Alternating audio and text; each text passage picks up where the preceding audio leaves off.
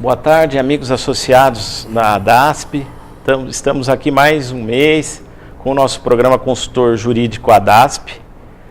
Hoje vamos tratar de um assunto muito importante, que é a relação, as novas relações comerciais entre o atacado e as micros e pequenas empresas. É um assunto bem abrangente, tem algumas situações aí que irão começar a partir de janeiro de 2015 e o Dr. Damasceno está aqui também já a postos aí para nos passar todas essas informações.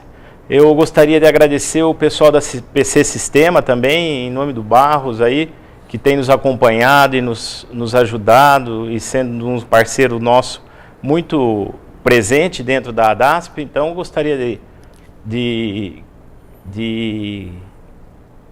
dizer com o Barros, com essa parceria que ele tem nos feito.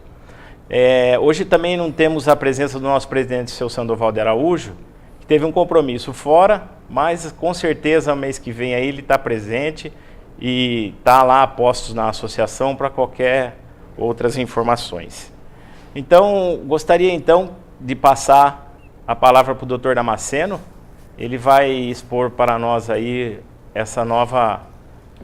esse novo tema aí que está bem abrangente dentro do nosso setor, do setor do atacadista. Obrigado.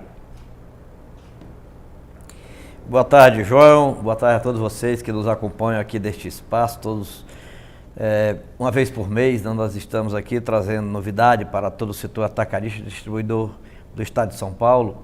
Mês passado nós não tivemos aqui porque tivemos um problema de saúde, mas estamos trazendo aqui agora a informação, fechando aquelas informações anteriores que nós havíamos trazido, sobre o projeto de lei que estava tramitando no Congresso Nacional, relativo às mudanças do ICMS, principalmente no que diz respeito às operações envolvendo as empresas do Simples Nacional, as micro e pequenas empresas, que optarem pelo Simples Nacional, nas aquisições e fornecimento. Hoje nós vamos tratar também, João, da questão do fornecimento por essas empresas para o setor atacadista. E é isso atendendo a alguns questionamentos sobre aproveitamento ou não de crédito no fornecimento dessas micro e pequenas empresas.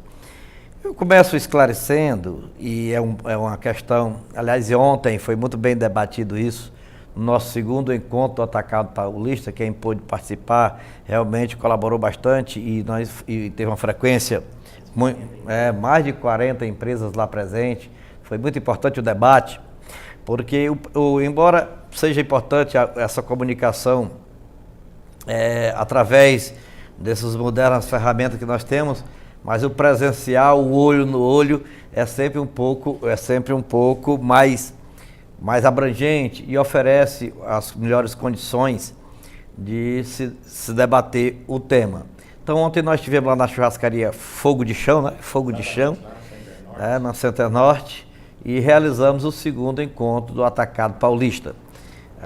Pela frequência, né, e pela participação, João, me permita aqui eu colocar no ar. Com certeza. Né? Acho que aqueles encontros vão ficar sistemáticos, né? Vão ficar sistemáticos, né? Pelo menos um mês e outro não, porque também o deslocamento pessoal não é fácil, mas nós estaremos lá nesse encontro sempre trazendo algum debate, colocando algum tema importante para o setor atacadista e distribuidor. Alguns questionamentos que foram levantados lá sobre algumas correspondências que algum atacadista tem recebido de pedido de cadastramento de empresas com o nome de MEI, microempreendedor individual.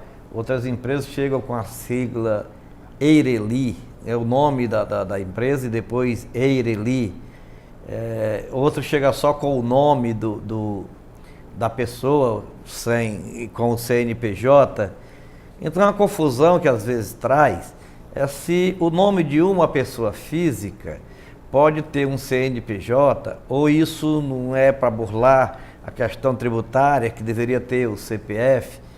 Então, essas questões, eu vou começar esse programa de hoje esclarecendo esses detalhes, para que nós não tenhamos essas dúvidas em caso futuro, principalmente com essa abertura que a Lei Complementar 147, que nós vamos comentar hoje, fez no regime da tributação, permitindo que os mais variados segmentos da prestação de serviço, do comércio, da indústria, pudessem participar do Simples Nacional, pudesse optar pelo Simples Nacional, ser tratado como microempresa e empresa de pequeno porte, porque aquela classificação por atividade que ainda hoje está em vigor, estabelecida pela Lei Complementar número 123 de 2006 e posteriormente em 2008 pela Lei Complementar 128, ainda permanecerá em vigor as vedações até o dia 31 de dezembro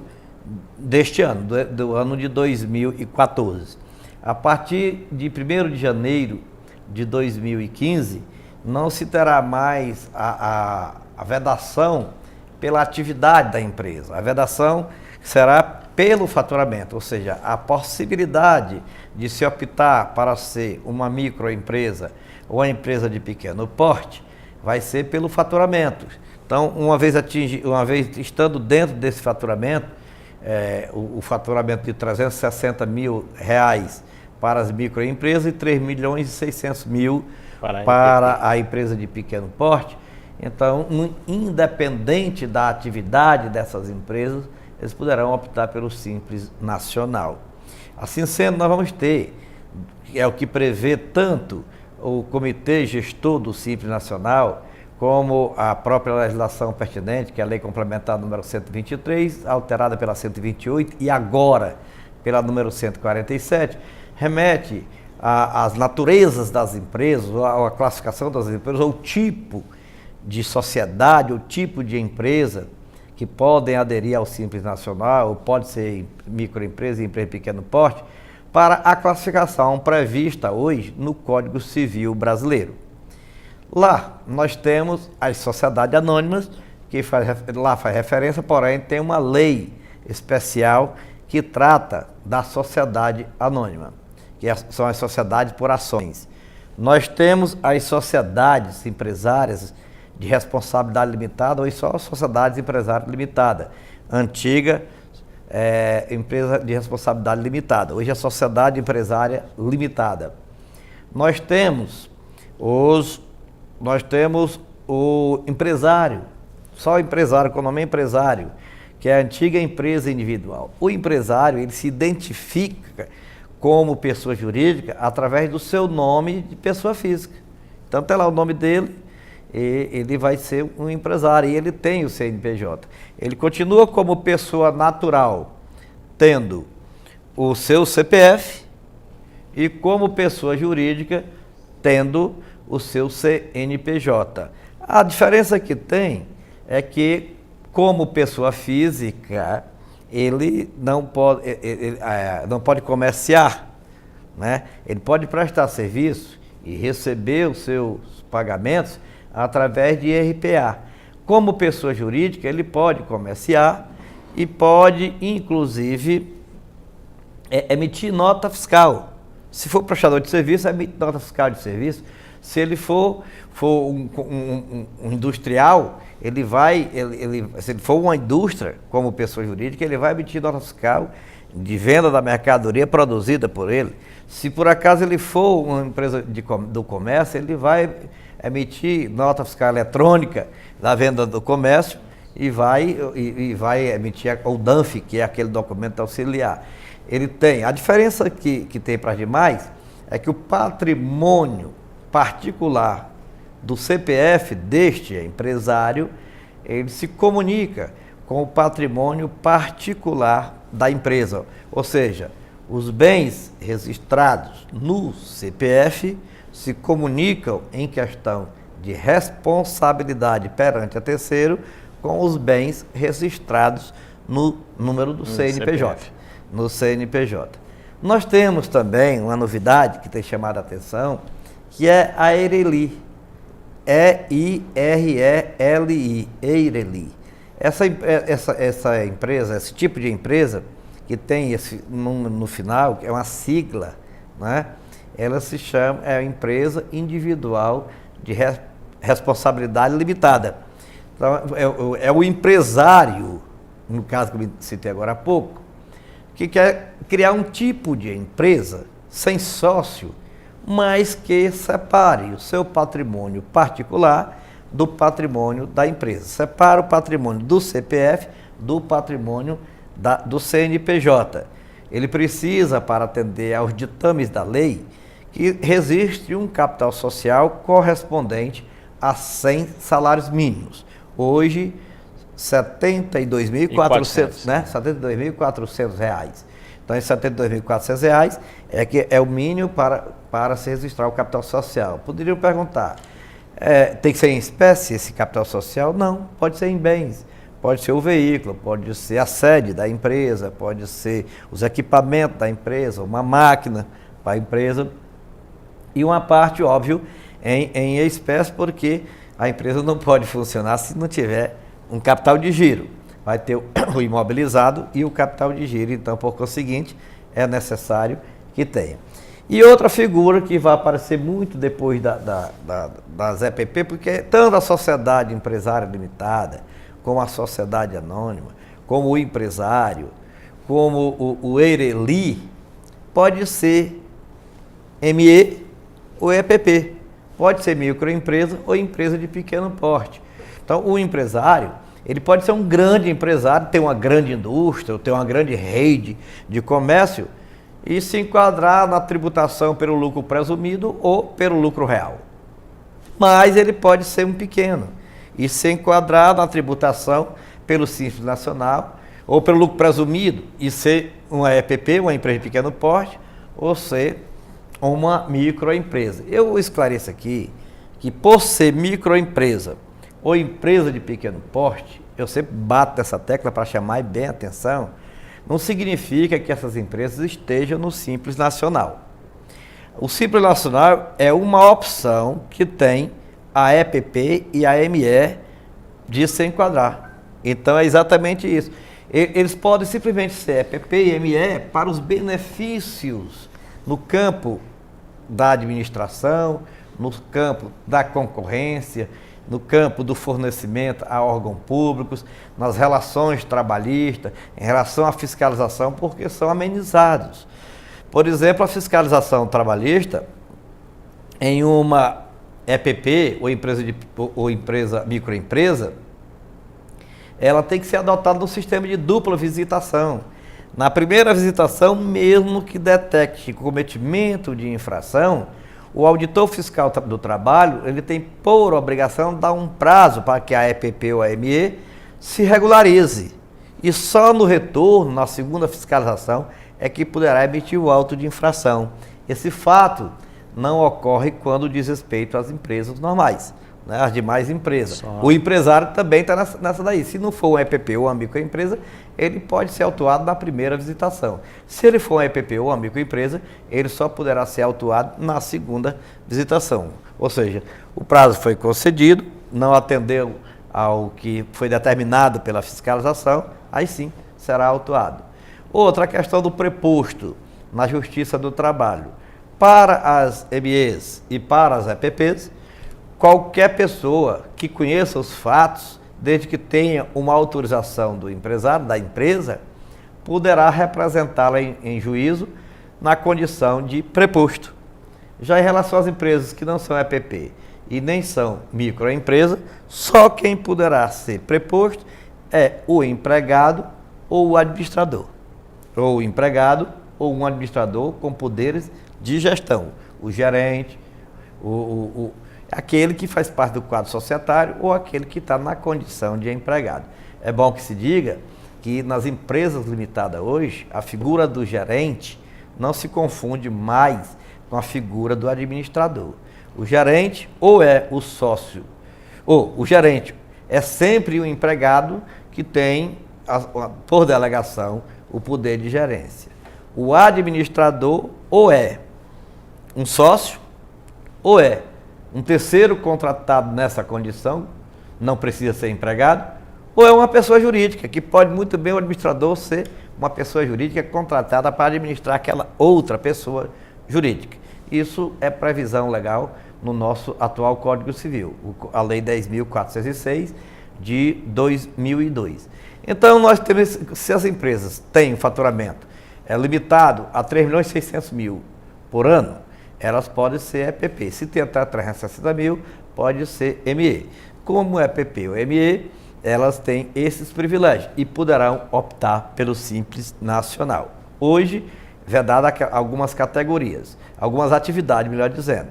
A partir de janeiro de 2015, todas as pessoas jurídicas que tiverem dentro desta faixa de faturamento, poderão optar pelo Simples Nacional. E abaixo dessa faixa de faturamento, ou dentro da primeira faixa, nós temos aquelas pessoas hoje naturais que podem e até pessoas jurídicas que podem se transformar em microempreendedor individual, desde que ele tenha um faturamento máximo anual de R$60 mil, ou seja, uma média mensal de R$5.000. Também poderão emitir nota fiscal. Essas pessoas jurídicas, chamadas de MEI, microempreendedor individual, tem algumas limitações e alguns privilégios a mais. As limitações é que só pode contratar um empregado. E esse empregado só pode ganhar o salário mínimo ou o salário da categoria, se por acaso for previsto em convenção coletiva.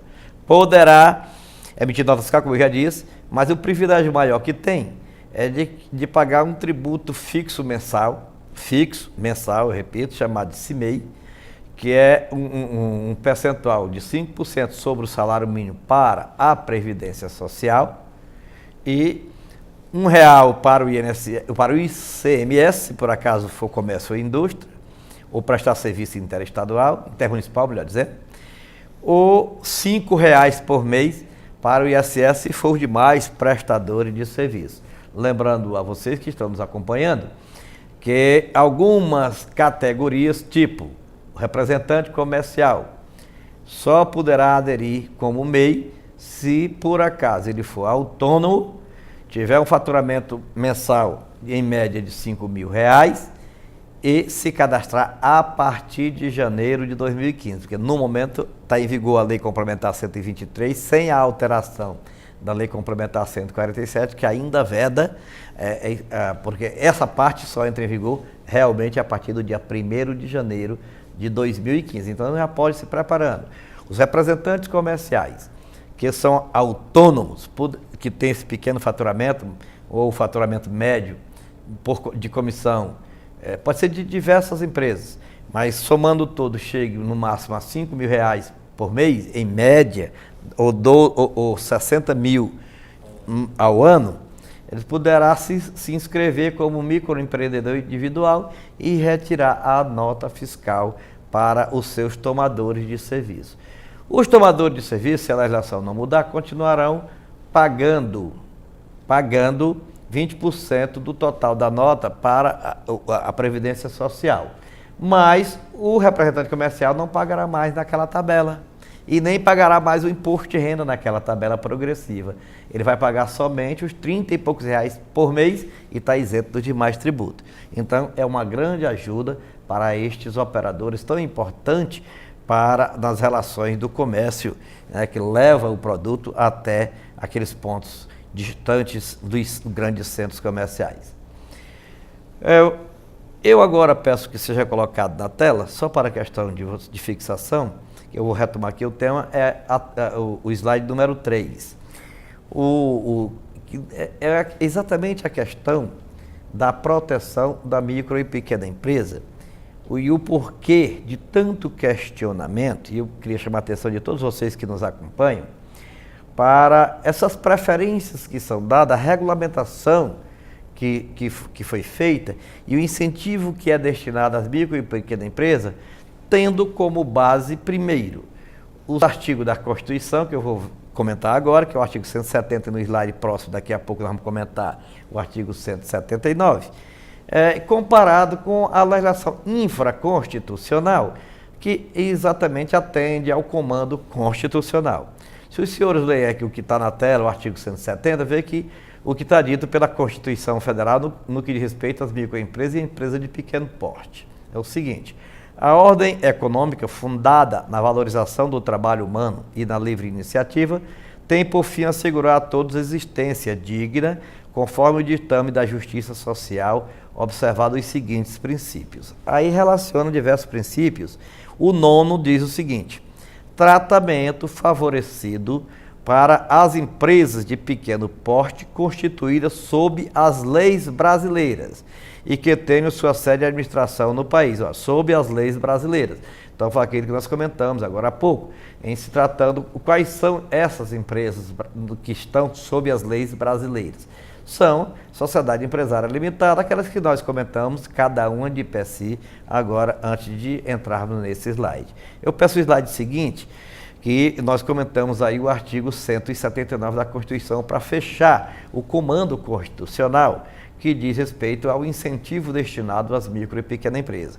Olha, a União, os estados, o Distrito Federal e os municípios dispensarão as microempresas e as empresas de pequeno porte tratamento jurídico diferenciado pela simplificação de suas obrigações administrativas, tributárias, previdenciárias e creditícias, ou pela eliminação dessas obrigações, né? Ou eliminação ou redução dessas obrigações. Isso está textualmente no artigo 179 da Constituição Federal. Bom, fundado nesses comandos constitucionais, nós ouvimos de diversas pessoas que a substituição tributária nas operações com as empresas de pequeno porte e com as microempresas seria inconstitucional, porque feria o tratamento diferenciado e mais benéfico em relação às demais. Acontece que o comando constitucional diz na forma da lei.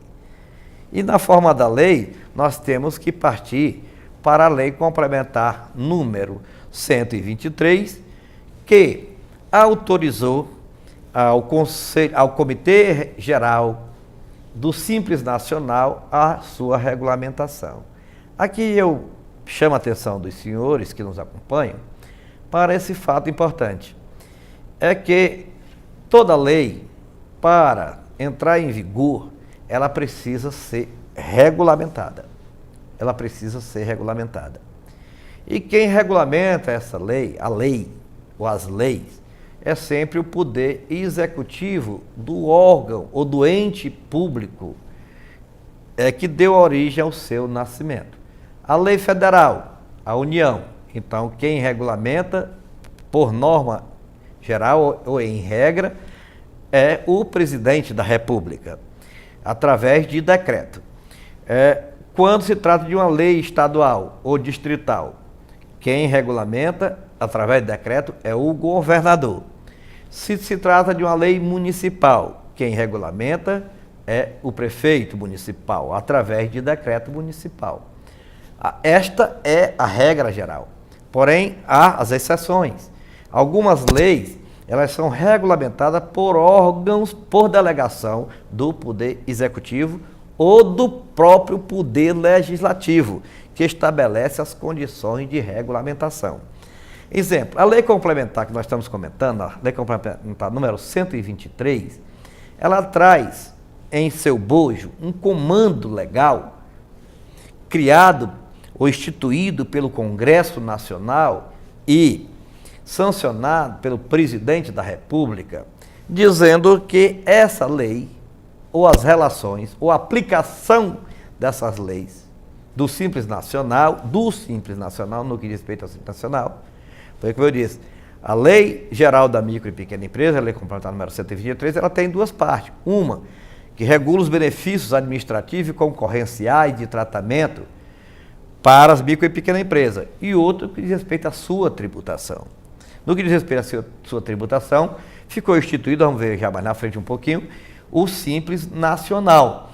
E para regulamentar as relações do Simples Nacional, a própria lei, estabeleceu a criação de um colegiado composto por representantes dos poderes públicos envolvidos, do ente público envolvido, chamado de Comitê Gestor do Simples Nacional.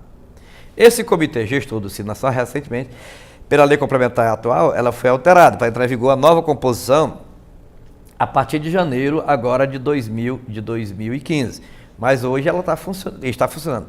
Já em 2008, e eu peço que coloque na tela o slide número 5, já em 2008, o comitê baixou a resolução número 51, que foi posteriormente alterada, mas já trazia em seu artigo 3º, o parágrafo 6º, dizendo o seguinte: se for possível, eu queria que colocasse o slide número 5 na tela. Na hipótese de microempresa ou de empresa de pequeno porte, optante pelo Simples Nacional, se encontrar na condição de substituída, tributária substituída, ou seja, estava adquirindo mercadoria que está sob o regime de substituição tributária, comprando o próprio atacado, né? Ele diz o seguinte: as receitas decorrentes da revenda dessas mercadorias, ou seja, das mercadorias sujeitas à substituição tributária, deverão ser segregadas. O que quer dizer essa segregação? No momento em que for calcular a guia do Simples Nacional, as receitas oriundas das vendas feitas com mercadoria que já foram adquiridas por essas empresas no regime de substituição tributária, serão segregadas, e no momento de entrar no programa de geração das guias de recolhimento do Simples Nacional, tem que ser tirada para se colocar as alíquotas com a exclusão da alíquota do ICMS, para que não houvesse, ou para que não venha a ocorrer a bitributação. Então, quando se alega que tem bitributação nessas situações, há um engano crasso, porque a própria legislação prevê a segregação, prevê a exclusão. Então, você só vai pagar o ICMS das vendas de mercadoria que não estão no regime de substituição. Hoje, quase nada, mas tem a previsão legal para a sua segregação, né? E o ICMS, a previsão da substituição tributária, está no artigo 12 e no artigo 13 dessa própria lei, da Lei Complementar número 123, com a redação que foi dada pela número 128, que diz o seguinte: fica instituído o regime especial, está no slide número 6, fica instituído o regime especial unificado de arrecadação de tributos e contribuições devidas pelas microempresas e empresas de pequeno porte, ou seja, o Simples Nacional. Aí você vê logo em seguida, no artigo 13, nesse mesmo slide, o parágrafo 1º dizendo: o recolhimento pelo Simples Nacional não exclui a incidência dos seguintes impostos. Ou seja, aí vem diversos impostos, tem os devidos na qualidade de contribuinte ou responsável, em relação aos quais será observada a legislação aplicável às demais pessoas jurídicas. Vejam bem o seguinte: na condição de contribuinte ou responsável, em relação aos quais se aplica a legislação normal e não a legislação do Simples Nacional. Se aplica a legislação do lucro presumida, do lucro real e não do Simples Nacional. No inciso 10, vem o seguinte: o que fica nessa condição de ser aplicada a legislação normal? O ICMS devido nas operações ou prestações sujeitas ao regime de substituição tributária. Esse dispositivo, ele foi modificado pela Lei Complementar 147, e nós vamos chamar os nossos comerciais e vamos estudar a nova norma a partir do segundo bloco deste programa, mostrando para vocês as alterações que foram implementadas e que só entrarão em vigor no dia 1º de janeiro de 2016. As normas que não são relativas à substituição tributária no ICMS, as normas que são diferentes, ou que não são relativas à substituição tributária do ICMS, em relação às empresas optantes pelo Simples Nacional, entram em vigor no dia 1º de janeiro de 2015. No que pertine à substituição tributária do ICMS nas empresas optantes para o Simples Nacional, só serão modificadas a partir do dia 1º de janeiro de 2016 e nós explicaremos no próximo bloco, vamos chamar aqui os nossos comerciais.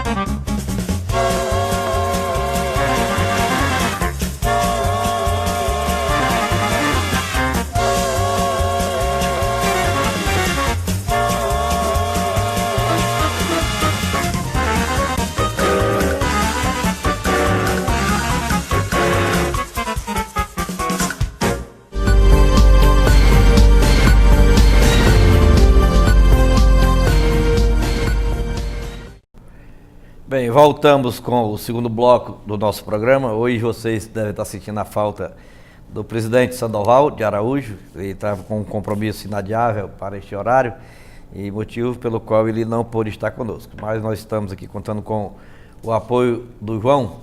E agora no intervalo o João Fagundes me passou aqui uma pergunta que tem a ver com o ICMS. Eu vou aproveitar e antes de retomar aqui o tema, já explicar, é do nosso amigo Pacheco, lá da Escapol, lá da cidade de Votorantim, perguntando sobre a aplicação do convênio CONFAZ número 70, que foi publicado agora em 2000 de julho, que fala em anistia e remissão daqueles créditos do ICMS adquiridos em operações interestaduais, em que houve até uma certa crítica pela guerra fiscal.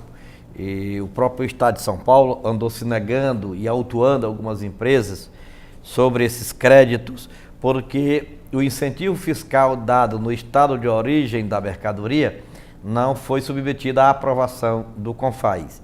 E nisso gerou muito questionamento junto ao Supremo Tribunal Federal e algumas decisões já saíram contrárias a isso, mandando cancelar esses convênios com a determinação de que as empresas devolvessem ao erário estadual a diferença ou incentivo que recebeu, mesmo tendo recebido com fundamento numa lei estadual, no incentivo estadual aprovado pela Secretaria da Fazenda de cada estado.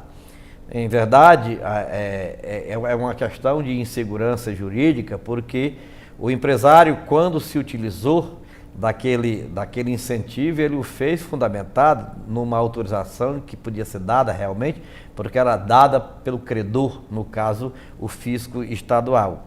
Mas alguns estados questionaram, inclusive o estado de São Paulo, teve reconhecida a inconstitucionalidade do convênio interno, do incentivo interno, melhor dizendo, que autorizava a isenção do ICMS nas operações internas com o leite longa-vida.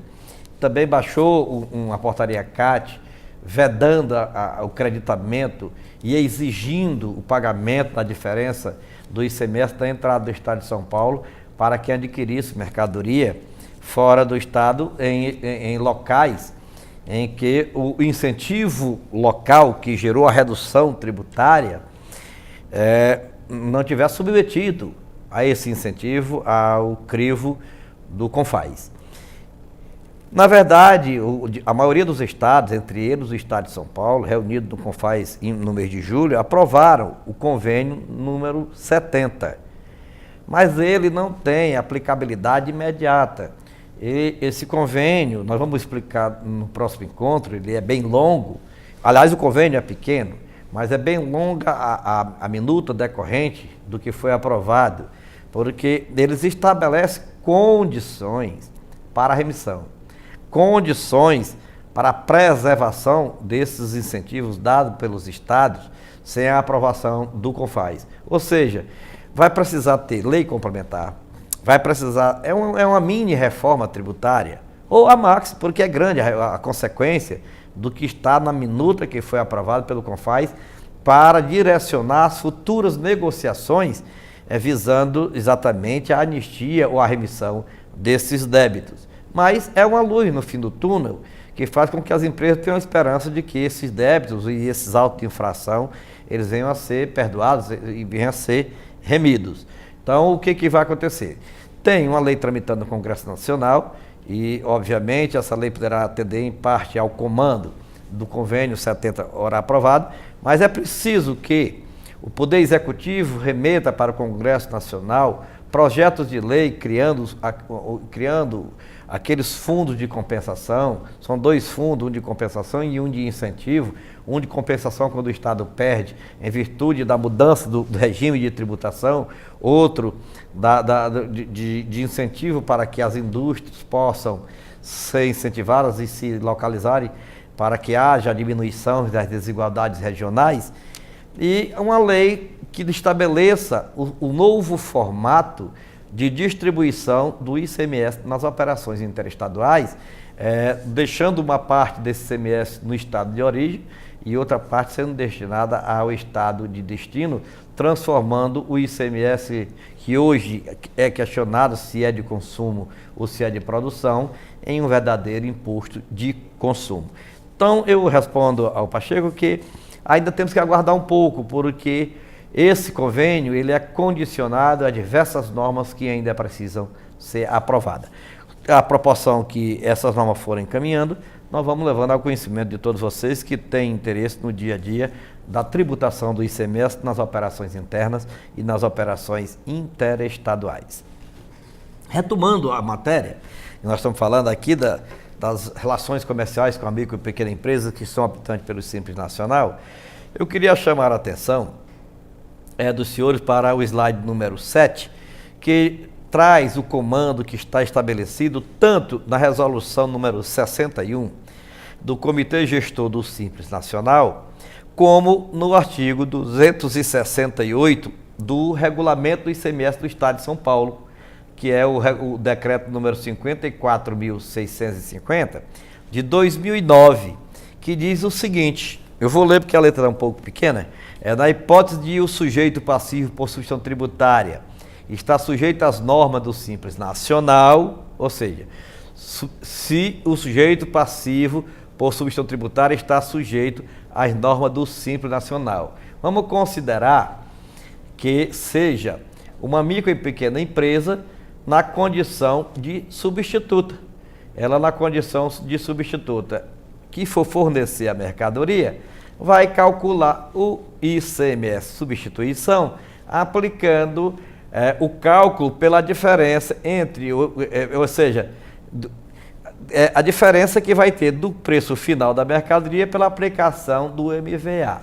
Se essa mercadoria for comprada fora do estado, ele vai aplicar a diferença da alíquota do mesmo jeito que se calcularia em cima do novo valor da base de cálculo com esse MVA, ou seja, como uma empresa do regime especial, ou aliás, como uma empresa que tem hoje a tributação do ICMS na forma do RPA, que é o regime periódico de apuração. E eu botei traduzindo aí na parte inferior, ou seja, igual às demais empresas que estão hoje aí no mercado. Assim vocês veem que o comando da nossa legislação, tanto na regulamentação da lei complementar, que é uma lei federal, lei complementar número 123, como no regulamento da lei paulista, e esse dispositivo tem em todos os regulamentos, em todos os estados da federação e do Distrito Federal, no que diz respeito ao ICMS. Então, essa lei infraconstitucional, fundada na autorização legal prevista naqueles dispositivos da Constituição, são os que determinam e autorizam a instituição do regime de distribuição tributária nas operações com micro e pequenas empresas, ou seja, elas optantes pelo Simples Nacional. Portanto, não há aí no caso qualquer inconstitucionalidade. Ademais, esclareço, como eu já mostrei no início do programa, não há também o pré-falado, o pré-questionado e multifalado de forma errada o sistema de bitributação. Não tem.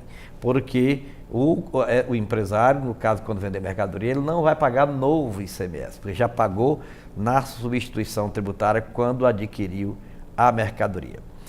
Nós vamos ver aqui um procedimento que é feito ainda, e eu peço que coloque o slide número 8, a fórmula de calcular pelo optante pelo Simples Nacional na condição de fornecedor. Digamos, uma indústria que tem um pequeno faturamento, ele vai fornecer para o setor atacadista. Então, ele tem um comportamento, um comando a ser seguido. E esse comando está exatamente na regulamentação do Simples Nacional.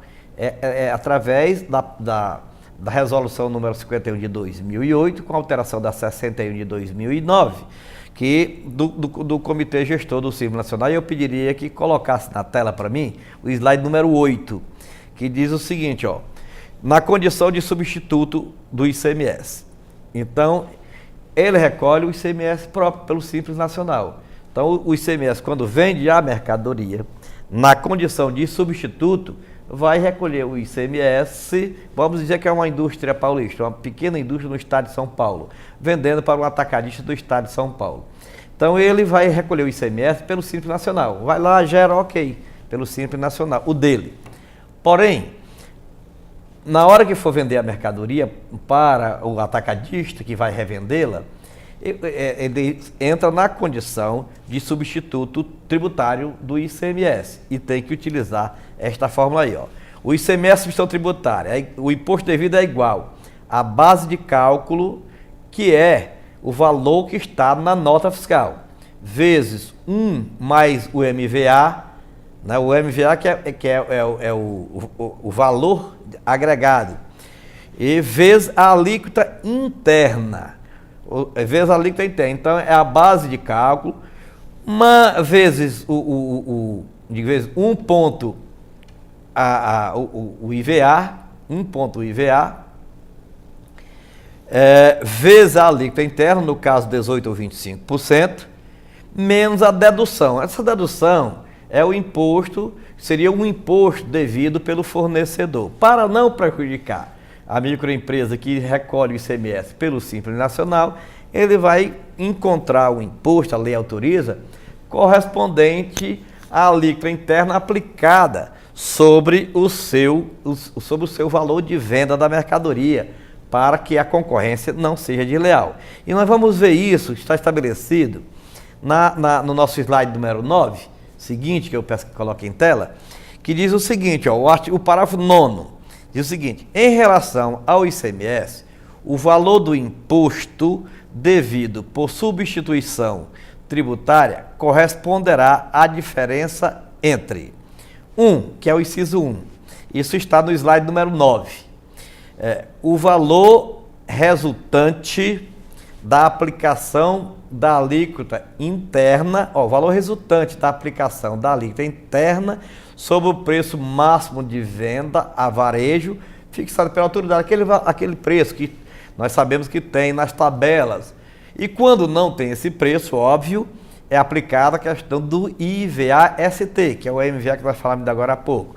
Então, através do IVA. Então, pega o valor da mercadoria, atualiza com o IVA e aplica essa alíquota interna. Encontrou o valor bruto do ICMS que seria retido, menos o valor, ou seja, que é a diferença, menos o valor resultante da aplicação da alíquota interna ou interestadual sobre o valor da operação ou prestação própria do substituto. Ou seja, se a indústria, como eu estou dando um exemplo, é paulista, ela está dentro de São Paulo, vai pegar o valor da mercadoria que está na nota, que vai para a nota fiscal, iria para a nota fiscal, melhor dizendo, que é o valor do pedido, e vai calcular 18%. 18% menos o que foi calculado no inciso 1 que vocês viram aí, nós vamos ter o ICMS-ST. Esse ICMS-ST é o que deverá ser recolhido pela microempresa ou empresa de pequeno porte, através de uma guia especial, como a arrecadação do ICMS-ST. Isso ele recolhe sistematicamente, o prazo é estabelecido no regulamento do ICMS em cada estado, numa guia especial, independente do seu ICMS substituição, o seu ICMS que está lá no Simples Nacional. Esse ICMS, vocês viram aí, ele foi, na operação interna, ele foi aplicado a alíquota interna. Mas diz também esse dispositivo, que está aí no inciso 2, que é interna ou interestadual. Interestadual é quando esse fornecedor, que está no Simples Nacional, ele se estabeleceu ele é estabelecido fora do Estado. Ele é estabelecido fora do Estado. Porque se ele for estabelecido dentro do Estado, quando ele adquirir a mercadoria, mesmo adquirir a mercadoria fora do Estado, ele vai pagar a diferença na entrada do Estado e vai calcular, conforme o artigo 426, na mesma sistemática, utilizando o IVA-ST como se fosse uma empresa normal. O slide, nós vamos comentar aqui um pouquinho, o que tem na portaria CAT número 75, que daqui a pouco nós vamos colocar na tela para vocês, mas eu preciso primeiro comentar, que estabelece normas para que as empresas de pequeno porte e as microempresas, quando adquirirem mercadoria em operações interestaduais, ficam obrigados ao pagamento na fronteira ou na entrada do estado de São Paulo da diferença de alíquota. Então, digamos o seguinte, ele iria vender aqui dentro de São Paulo por uma alíquota de 18%, óbvio que não vai vender por 18%, porque ele é do Simples Nacional, mas entende-se que ele venderia com a alíquota de 18% se por acaso ele não fosse optado do Simples Nacional. Quando ele adquire fora do Estado, ele adquire com um crédito de ICMS de 12%. Então, na entrada da mercadoria, independente do regime, independente do Simples Nacional, ele vai recolher 6% sobre o valor da aquisição.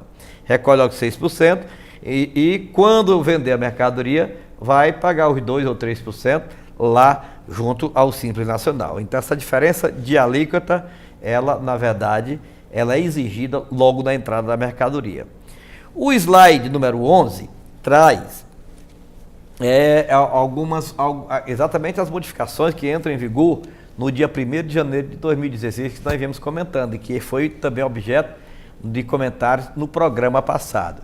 A lei complementar, aqueles dois projetos de lei que estavam tramitando no Congresso Nacional, se transformaram na lei complementar número 147 de 2014, que tem parte entrando em vigor no dia 1º de janeiro de 2015 e parte entrando em vigor no dia 1º de janeiro de 2016. Nós vamos comentar agora o que entra em vigor no dia 1º de janeiro de 2016. Já comentamos o que entrará em vigor no dia 1º de janeiro de 2015.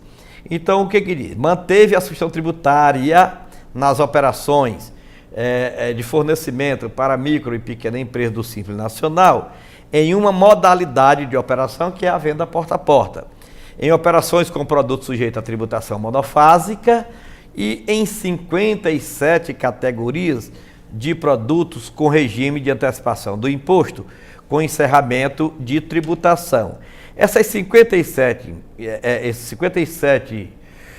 grupos ou categorias de produtos, nós temos nesses slides, mas até por questão de economia com os senhores, já que nós relatamos no programa passado, e esse produto, aliás, esses slides vão ficar à disposição de vocês no programa, vocês poderão verificar todos eles, que são os slides do 12 ao 20, os slides de 12 ao 20, nós relacionamos as 57 categorias de produtos que continuarão sob o regime de substituição tributária, mesmo nas operações com as empresas do Simples Nacional, a partir de janeiro de 2016.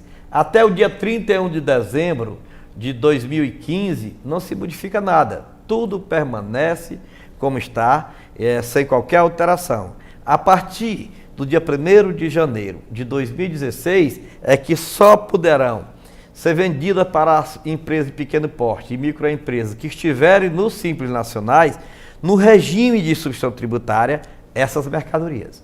As que não estiverem relacionadas nessas 57 categorias, elas não poderão ser vendidas sob o regime de substituição tributária.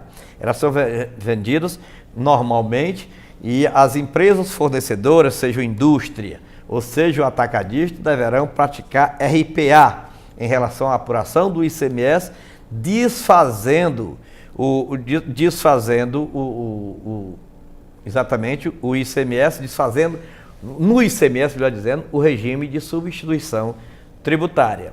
Então, e o que vai acontecer? Gerar diversos créditos, as empresas precisarão buscar aqueles 3 regimes de ressarcimento, buscar o ressarcimento através da normatização que nós temos hoje, nas portarias CAT da Receita Estadual, ou seja, da Secretaria da Fazenda, lançar esse crédito com o desfazimento daquelas operações que nós já comentamos diversas vezes, e lançar isso na conta gráfica e fornecer para o varejista que estiver no Simples Nacional como se ele tivesse no regime de apuração periódica. Com isso, a empresa do Simples Nacional, seja microempresa ou empresa de pequeno porte, vai recolher o ICMS de forma cheia através do Simples Nacional, naquela guia do Simples Nacional.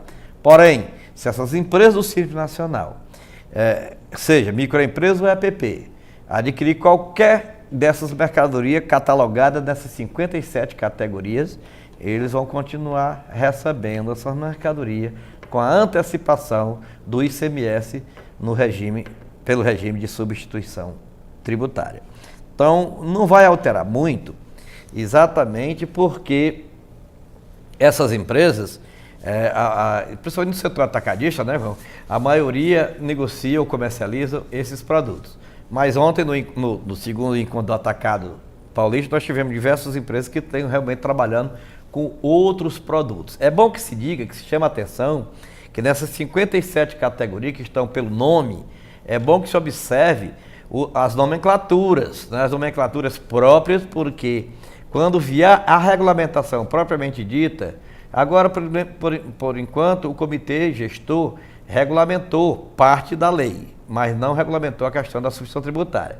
Quando sair, que a previsão é para dezembro, quando sair a regulamentação da substituição tributária, essas mercadorias que vão ficar dentro do regime de substituição tributária, elas vão estar especificadas no regulamento pela nomenclatura. Então, aquelas que não tiveram com aquela nomenclatura, embora com um nome semelhante, a operação seguirá o regime periódico, o regime de apuração periódica do ICMS.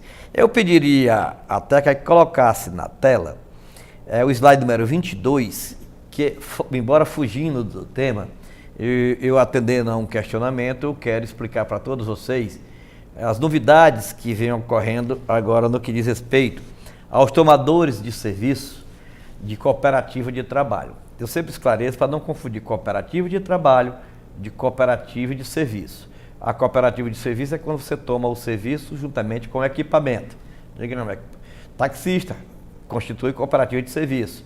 Caminhoneiro constitui cooperativa de serviço. Mototaxista constitui cooperativa de serviço. Por quê? Porque você não vai pegar só o motoqueiro, só o taxista, só o motorista. Você vai pegar ele e o equipamento. A moto, o caminhão, o táxi, a caminhonete. Então você precisa do equipamento. Então o conjunto serviço e equipamento constitui as cooperativas de serviço. Porém, eu quero chamar a atenção das cooperativas de trabalho. A cooperativa de trabalho é aquela que você contrata o esforço pessoal. É o zelador, é o vigia, é o guarda noturno, é aquele que vai fazer uma limpeza, um pintor, é aquele que vai limpar uma piscina. Então é aquele que você contrata nos serviços através normalmente de terceirização para o seu dia a dia. Por exemplo, um atacadista, ele pode contratar aquele pessoal que vai carregar os caminhões, descarregar os caminhões, manusear, empacotar, porque a atividade dele é comércio. Carregar, descarregar, empacotar, embalar, tudo isso aí não é atividade comercial, é atividade acessória. Como será atividade acessória, ou seja, é atividade meio, não é atividade fim, poderá ser terceirizado através das cooperativas de trabalho. Então a novidade que eu trago para vocês é que recentemente o Supremo Tribunal Federal decidiu que os 15% cobrados sobre as folhas das cooperativas de trabalho pelos tomadores de serviço destinado à Previdência Social é inconstitucional. É um artigo da Lei 8.212 de 1991, que foi julgado inconstitucional pelo Supremo Tribunal Federal. Os senhores que tomam esse serviço, que pagaram e pagam a cooperativa de trabalho, poderão recuperar todo esse valor dos últimos 5 anos através de uma ação de repetição do INDEB ou através de uma ação declaratória combinada com repetição do INDEB, inclusive para deixar de pagar nos casos futuros. Terão que buscar o caminho da justiça, sim, porque a decisão do Supremo Tribunal Federal tem efeito difuso, ou seja, só atende às partes envolvidas, não tem efeito erga omnes. Então, por não ter efeito erga omnes, é preciso que cada um que queira questionar o dispositivo legal que eu estou comentando, procure o seu advogado e entre na justiça buscando esta orientação. Vocês poderão, obviamente, essa medida, ou vocês poderão ter uma orientação procurando a DASP, entrando direto em contato com a DASP, porque ela está pronta a atendê-los. Eu acho que com isso nós chegamos ao final do tempo destinado a mais este encontro. Já estamos fechando nosso 6º ano com o nosso programa. Antes era o consultor tributário ADASP, hoje é o consultor jurídico ADASP. Espero encontrar todos vocês no próximo mês, quando traremos mais novidades, e aqui estaremos mais uma vez com o patrocínio da PC Sistema, a quem agradecemos, conversando com vocês sobre assunto de interesse do setor atacadista distribuidor do Estado de São Paulo. Muito obrigado e até o próximo mês de outubro, quando esperamos contar com a presença de todos vocês através deste canal de comunicação. Muito obrigado.